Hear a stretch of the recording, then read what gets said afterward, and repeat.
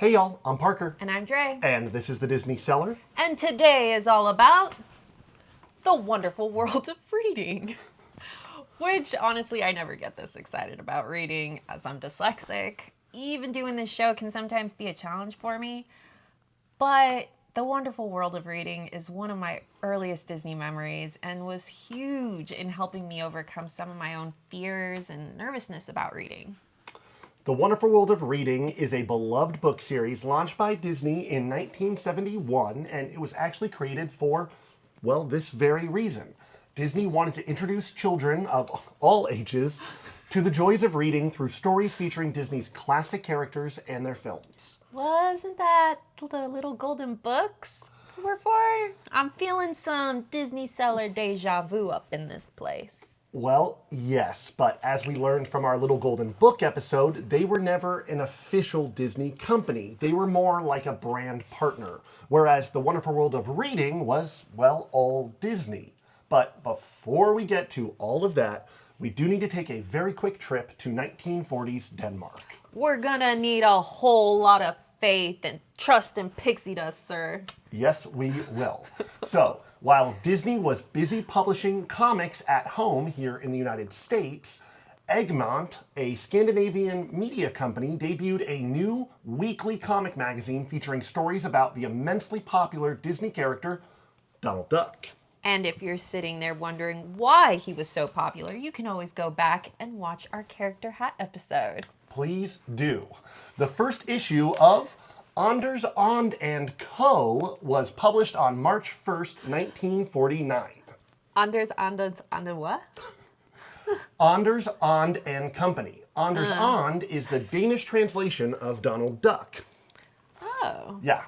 The magazine, which continues to publish new issues today, featured comic strips and stories primarily about Donald Duck, Anders And, and his extended family, including Scrooge McDuck or Joachim von And, Huey, Dewey, and Louie, Or Rip, Rap, and Rup. my favorite, and Daisy Duck or Andersine and all of their friends. Now, why is this important? Well, the Anders and Company magazine helped to preserve Disney's legacy overseas and keep Donald Duck, his family, as well as other Disney legacy characters relevant for generations of Danish and European readers, young and old.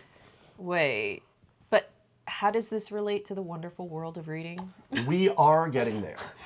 And you and your monologues, I swear. So, as I was saying, the popularity of Anders And, Donald Duck. yes, character in Denmark eventually led to the creation of the Anders And Boglub, Mouthful. aka the Donald Duck Book Club, which was a Danish children's book club which, like the Anders And comics, was dedicated to bringing Disney stories to young European readers. It officially launched in 1968, and like other book clubs of the era, parents would subscribe to the club and receive books regularly, often at discounted prices. I see where you're going with this. Though please don't ask me to translate Danish currency to American, because we're not there yet. But the success of the Anders And Book Club in Denmark would eventually lead to the launch of the Donald Duck Book Club back here in the United States. Launching with the release, of course, Donald Duck and the Magic Stick on January 1st, 1974. But before that... Back to the 1940s Denmark we go. Nope, because the Donald Duck Book Club was merely a spin-off, so to speak, of what we've been trying to tell y'all all about all along. The wonderful world of reading? Correct. Correct. Yay.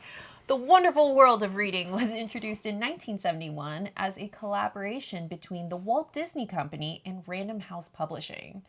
And like that, thing you said. Anders And Boglub. Yeah, that's the one. Okay. I hope I'm not butchering this. Probably are. The Wonderful World of Reading was a book club subscription service where parents could sign up and their little ones could receive new books monthly by mail. The books feature stories based on Disney's classic films, mostly their animated catalog, but some live action as well, like Herbie the Love Bug. But with fewer creative liberties taken than were seen with the Little Golden Books, where artists were encouraged to experiment. They also include retellings of classic fairy tales like The Three Little Pigs and The Ugly Duckling, and original stories featuring Mickey Mouse and all his friends. The books are designed for early readers using simple language, repetitive phrasing, and colorful illustrations to, well, make reading as enjoyable and as accessible as possible. The books are published in durable hardcover editions, ideal for kids, and their art style was inspired by Disney's animation style, maintaining their consistency with the films. Unlike the Little Golden Books. Yes. And in time, The Wonderful World of Reading was translated into multiple languages, including Francais, Espanol, and Deutsch. French, Spanish, and German. Yes. Expanding Disney's reach internationally. Today, there are over 300 original titles published, 323, I believe, give or take, as of 2022, with more continuing to be published each and every year. The latest, Super Kitty's Vanishing Valentines, was actually published on December 3rd of this month and this year. Though, and I may be wrong about this, it appears as though the subscription model has unfortunately and sadly been phased out. I tried to sign us up, and despite Google's protest to the contrary, all I could find were links to individual book sales through the Disney Books website, branded simply as World of Reading. The very first book in Disney's wonderful World of Reading series is widely believed to be Bambi Gets Lost, published in 1971. Not Bambi. I know.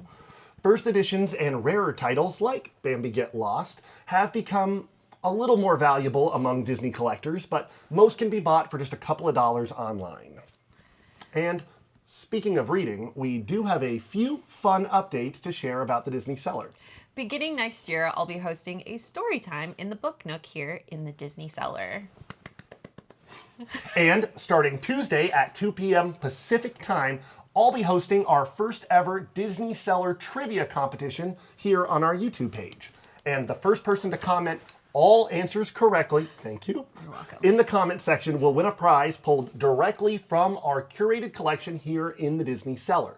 The first topic is going to be classic Disney animation, and the first question, little spoiler, is going to be, what is the name of the 400-year-old tree in Pocahontas? As our Magic Keys to Disneyland reopen next year, we'll also be posting more park videos, POVs, walkthroughs, and so much more. Yeah, so much more. But for now, this is the Disney Cellar. We've only been open for 3 short months, but have had an amazing year building the cellar and honestly interacting with each and every one of you. We hope you all have a magical 2025 and look forward to sharing more in the new year. Yes, we do. Until then, I'm Parker. And I'm Dre. And we hope you have a magical day. And 2025. Oh, yeah, that'd be great.